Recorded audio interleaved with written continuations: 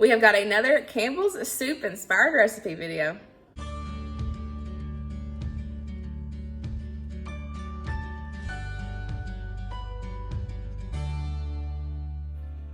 Hey guys, welcome back to my channel, or welcome if you are new. Like I said at the intro, we have got another Campbell's soup inspired recipe video. Y'all have really been enjoying these and I'm super excited because it kind of gives me something that I know y'all are looking forward to that I can put out at least once a month. So we have got 3 easy and delicious Campbell inspired recipes. All of them are using the Campbell's cans like soup, like the cheddar cheese, French onion, beef consomme, any of those. And y'all know I keep those stocked.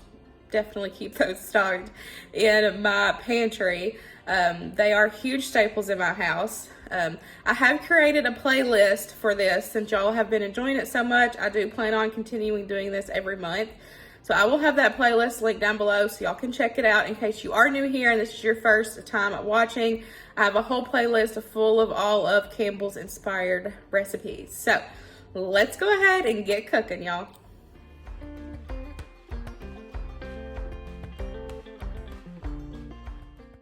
First up is creamy mushroom rice. This is my recipe, so I will have it linked down below for you guys so y'all can get exact measurements and everything.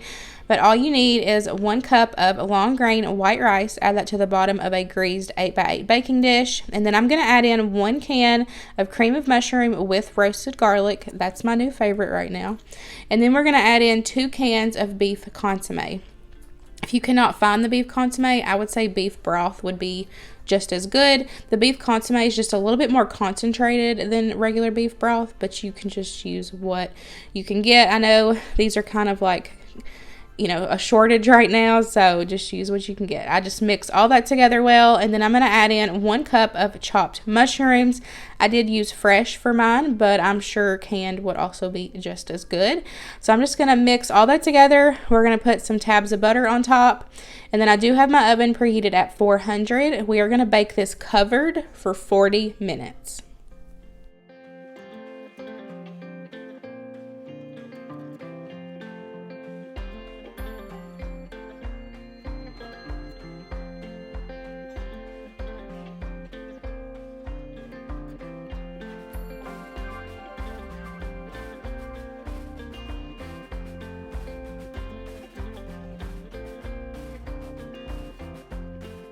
Here's what it looks like after the 40 minutes.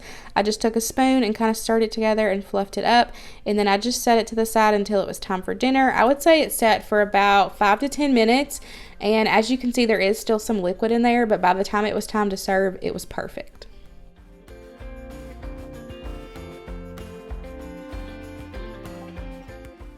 We just served it with some smoked chicken drums, and this is definitely a new favorite side dish.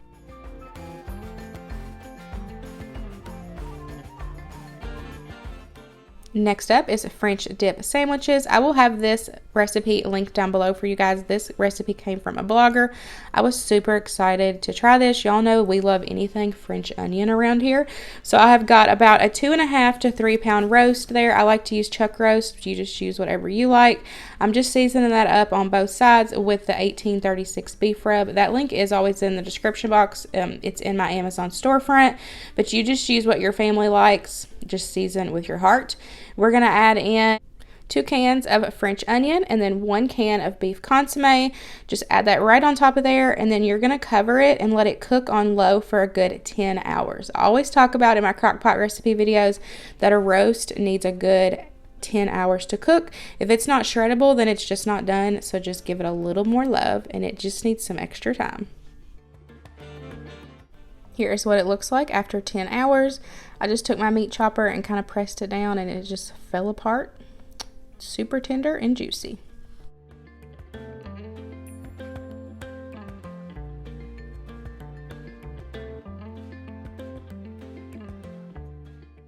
You gotta toast those buns.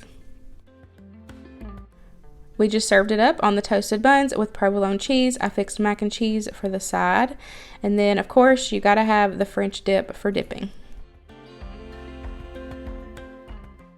Luke absolutely loved this. He said that it's like his new favorite roast. So you definitely got to give this one a try.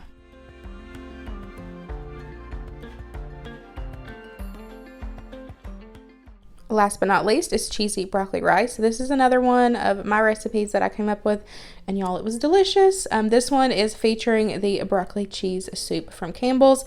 You need some long grain white rice, some chicken broth or stock, whatever you have on hand, and then some extra broccoli. I used the frozen. If you have dehydrated, I think honestly that would work better. I'm definitely going to look into dehydrating some broccoli. But you're just going to add your rice into a greased 8x8 baking dish. And then we're going to add in that can of the broccoli cheddar soup. I don't know why, but I have truly been enjoying baked rices lately. If you have religiously watch all my videos, you can tell that I have been making a ton of baked rices and all different varieties because it is so much easier. It does take a lot longer. This one took 50 minutes actually in the oven because of that frozen broccoli. But y'all, this was so good, and you don't have to worry about burning the bottom of your pan trying to cook your rice on the stove. Just wrap it up, put it in there in the oven, let it do its thing, and it is so good. Now I'm going to add in my chicken broth. I always just use water and chicken bouillon, but you can use whatever you keep on hand. And then I'm just going to kind of mix that together as well as I can and mix together that cream soup in there. And then I'm going to add in 2 cups of frozen broccoli. These were bigger pieces. You can keep them big. We didn't mind them. Or you can, like I said, use dehydrated, or you can thaw them and chop them up. It's just, you do you. It's your house, your rules. But I'm going to add about 2 cups in there and then just kind of, push them in there. And then we're going to cover this and bake this at 400 for, like I said, 50 minutes. It ended up taking 50 minutes. I took it out at 40 minutes and it still wasn't done. So I put it back in there for another 10 minutes and it was perfect. And don't forget your tabs of butter on top. Now wrap it up and get it in the oven.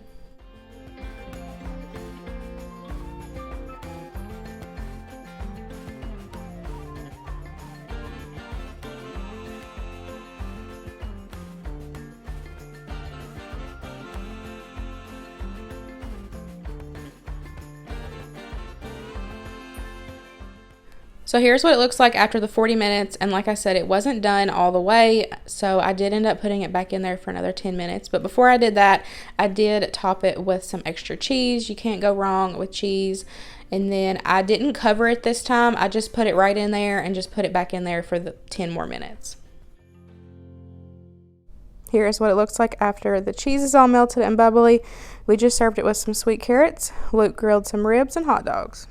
And that is it, guys. I really hope you enjoyed another Campbell's inspired recipe video. Don't forget that I have created a playlist. I'll have it linked down below, and I will have any recipes linked as well. I hope you guys enjoyed it, and I'll see you in the next one. Bye, guys.